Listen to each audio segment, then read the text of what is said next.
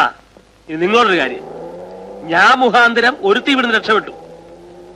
ഇവളെ പോലെ അഹങ്കരിച്ച് നടക്കാനാണ് നിങ്ങളുടെയും ഭാവമെങ്കിൽ ഈ വരട്ട് തള്ളെ പോലെ നരച്ചു കുറച്ച് ആയുഷ്കാലം മുഴുവൻ ഇവിടെ നിൽക്കേണ്ടി വരും. മനസ്സിലായോ?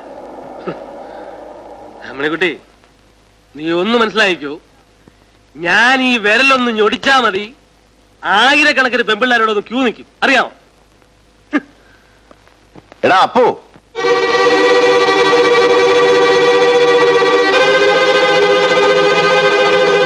ഞാൻ നുണയനാണ്, പെൺകോന്തനാണ്, ആഭാസനാണ്.